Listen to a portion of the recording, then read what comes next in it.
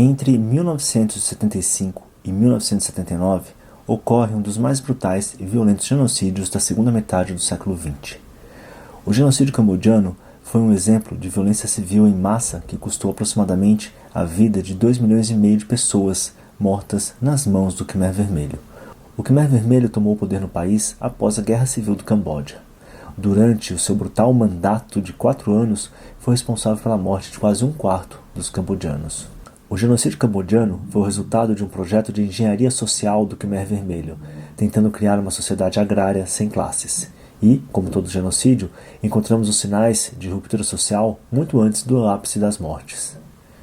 8 anos antes do início do genocídio, o Camboja estava envolvido em uma sangrenta guerra civil. A guerra colocou a monarquia cambodjana e, mais tarde, a República do Camboja e seus aliados, incluindo os Estados Unidos, contra os comunistas cambodjanos. Os comunistas receberam o apoio dos Vietcongs vizinhos. Aqui é recomendável assistir à série do Bunker sobre a Guerra do Vietnã. A monarquia cambodjana promoveu um forte senso de nacionalismo e lealdade ao governo, mas também era vista como corrupta e ineficaz. Essa corrupção geraria vários grupos clandestinos com o objetivo comum de derrubar o governo. No início, grupos de direita e esquerda, incluindo líderes do que se tornaria o Khmer Vermelho, eram aliados. A desigualdade de renda era galopante. Os cambodjanos que viviam nas áreas urbanas desfrutavam de relativa riqueza e conforto, enquanto a maioria dos cambodjanos trabalhava em fazendas nas comunidades rurais. Essa divisão óbvia de classe tornou o Camboja especialmente suscetível à revolução. Por fim, o Khmer Vermelho tomaria o poder em 1975, instalando Pol Pot como líder do país. Depois que o Khmer Vermelho assumiu o poder, eles instituíram uma reorganização radical da sociedade cambodjana. Isso significava a remoção forçada de moradores da cidade para o interior, onde eles seriam forçados a trabalhar como agricultores, cavando canais e cuidando das plantações. A má administração da economia do país levou à escassez de alimentos e medicamentos, e um número incontável de pessoas sucumbiu a doenças e fome. As famílias também foram divididas. O Khmer Vermelho criou brigadas de trabalho, designando grupos dependendo da idade e do sexo. Essa política resultou em centenas de milhares de cambodjanos morrendo de fome. As políticas do Khmer Vermelho foram guiadas pela crença de que os cidadãos do Camboja haviam sido contaminados pela exposição a ideias externas, especialmente pelo Ocidente capitalista. O Khmer Vermelho perseguiu os instruídos, médicos, advogados, militares e policiais atuais ou antigos. Cidadãos cristãos, budistas e muçulmanos também foram especificamente alvejados. Em um esforço para criar uma sociedade sem competição, na qual as pessoas trabalhavam para o bem comum, o Khmer colocou as pessoas em arranjos de vida coletivo, ou comunas, e promulgou programas de reeducação para incentivar o estilo de vida da comunidade.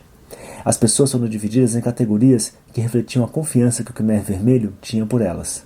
Os mais confiáveis eram chamados de anciãos. Os moradores pró-ocidente e da cidade eram chamados de novos cidadãos e podiam passar por deportados, depois candidatos e finalmente cidadãos de pleno direito.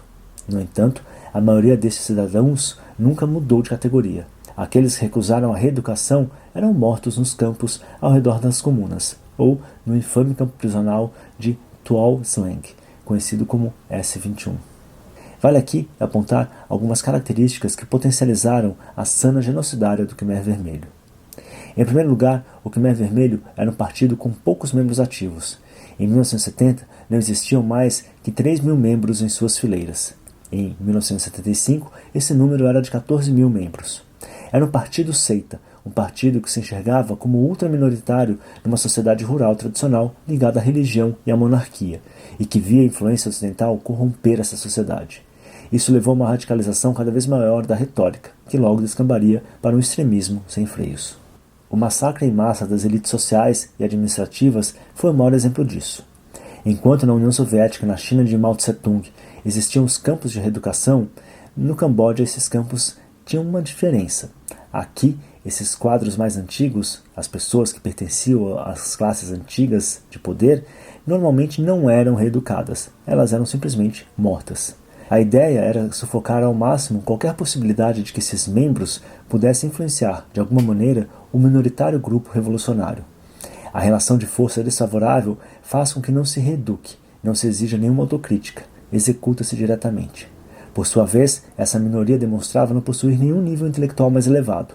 Isso fez com que a ignorância e o anti-intelectualismo reinassem mais do que em qualquer outra experiência comunista. O segundo traço específico do genocídio cambodjano era a situação de isolamento e marginalização, que alimentava uma monstruosa paranoia. Antes de 1970, a visibilidade do Khmer Vermelho era nula. A Revolução Cambodjana foi feita nas sombras, mesmo do comunismo internacional. Esse isolamento se erigiu em uma busca por pureza. Era uma política absoluta. Pol Pot e seus asseclas sentiam-se inferiores no grande esquema revolucionário mundial. Portanto, a busca por uma pureza radical seria o projeto de identidade única desta revolução. O terceiro e último traço era o medo de serem eles mesmos exterminados por uma contra-revolução. Isso era uma possibilidade real, ainda mais quando olharmos para o que aconteceu na Indonésia, alguns anos antes, tema de nosso próximo programa.